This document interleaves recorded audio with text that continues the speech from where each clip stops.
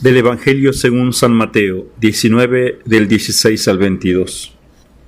He aquí que uno, llegándose donde Jesús, le dijo: Maestro, ¿qué de bueno haré para poseer vida eterna?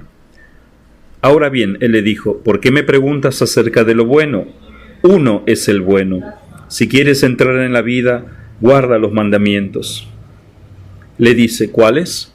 Jesús manifestó: el no asesinarás, no cometerás adulterio, no robarás, no darás falso testimonio, honra al padre y a la madre, y amarás a tu prójimo como a ti mismo.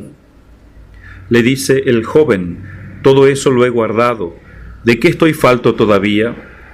Jesús le manifestó: si quieres ser perfecto, marcha, vende tus bienes y dalo a los pobres, y tendrás un tesoro en los cielos, y ven, sígueme. Mas el joven, oyendo estas palabras, se fue entristecido, pues tenía muchas posesiones. Palabra del Señor. Este evangelio que hemos escuchado está tomado de Mateo, pero si lo confrontáramos con la versión que trae San Marcos y la versión que trae San Lucas, encontraríamos otros rasgos muy enriquecedores. Por ejemplo, en Marcos y en Lucas la pregunta es: Maestro bueno, ¿qué haré para heredar la vida eterna? Y Jesús le responde: ¿por qué me dices bueno? Nadie es bueno sino uno, Dios. El jesuita Manuel Iglesias González, en esa hermosa versión del Nuevo Testamento, una versión crítica, dice: porque Dios es el único ser que es la bondad misma, Jesús rechaza el apelativo de bueno en boca de un interlocutor que se dirigía a él como a mero hombre. Comparados con Dios, los hombres, aunque sean generosos, merecen ser llamados malos. Y que antes que a la persona de Jesús buscaba la doctrina de Jesús. Y Marcos, que nos narra el evangelio que predicaba el apóstol San Pedro, nos da un detalle muy hermoso.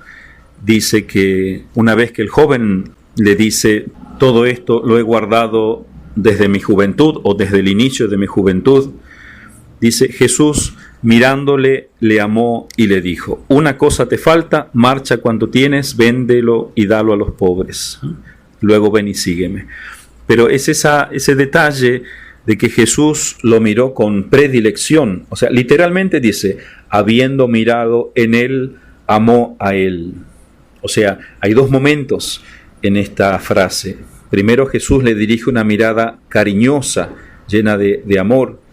Y luego le amó. O sea, le manifestó externamente su amor de benevolencia, como por ejemplo cuando nosotros damos un abrazo a un amigo.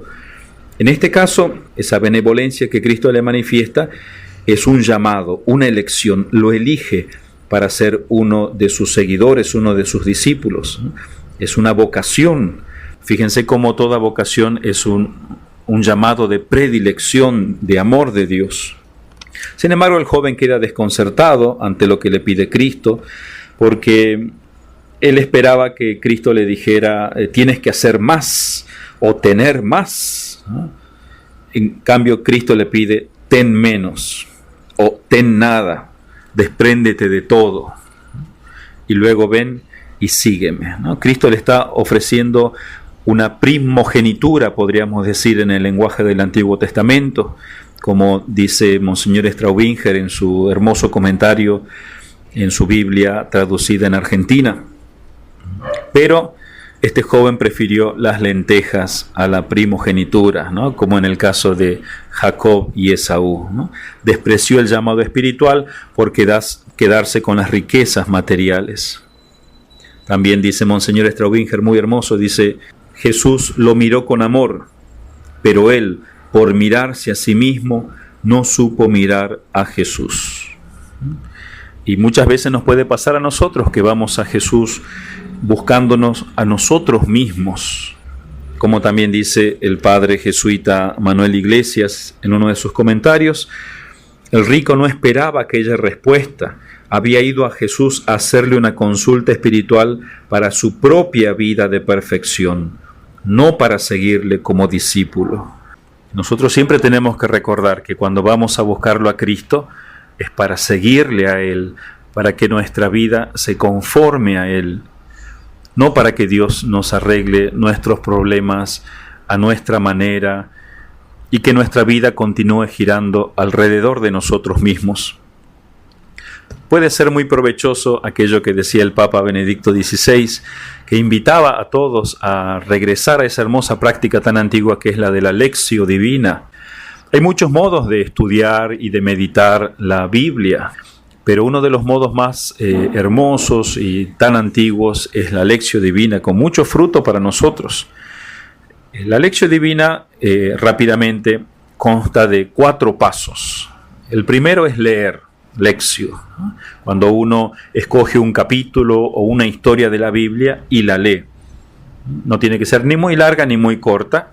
Lo importante es recordar que no la leo yo por mera curiosidad, ¿no? Como tratando de estudiar algo, sino escuchando a alguien. Eso es lo importante. Dios me está hablando. Como dice San Agustín, tu oración es un coloquio con Dios. Cuando lees, Dios te habla. Cuando oras, hablas tú a Dios. Ya vendrá ese momento en que uno orará. Ese es el tercer paso. Pero el primero es leer, consciente de que Dios me está hablando. El segundo paso es meditar, la meditación. O sea, tengo que saborear, tratar de entender esto que Dios me ha dicho, ¿no? Como un niño pequeño cuando su padre le explica algo por primera vez, el niño queda como perdido, tratando en su mente de comprender aquello grande que le ha dicho su padre o difícil para su mente. Así también la meditación es dura para nosotros muchas veces, pero tenemos que hacer el esfuerzo con nuestra mente de entender el texto. Podemos hacernos preguntas como ¿cuál es la idea central de esta historia? O cómo se relaciona Dios con los personajes en esta historia, o qué aprendo sobre Dios en este pasaje, o sobre la naturaleza humana, o sobre Cristo, dónde aparece la figura de Cristo. Y muy importante es cómo se aplica esto a mi vida. Miren, algunos incluso añaden un quinto paso en la Lectio Divina, que es la acción, es llevar lo que uno ha visto a la acción. Pero me parece que está mal este quinto paso porque ya nos saca de la oración, ¿no? Claro que es importante vivir lo que uno ha contemplado, pero ya sale fuera de la lección. En la lección uno tiene que terminar contemplando a Dios.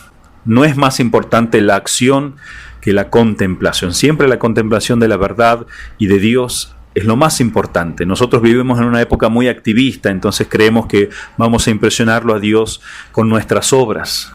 Por eso cuidado, es en este momento, en el segundo paso de la meditación, que uno tiene que tomar decisiones o ver cómo debo cambiar mi vida, cómo debo tratar al prójimo, etc.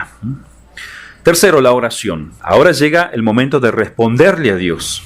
Ya lo he escuchado, ya he tratado de comprender su mensaje. Ahora tengo que responderle, hablarle.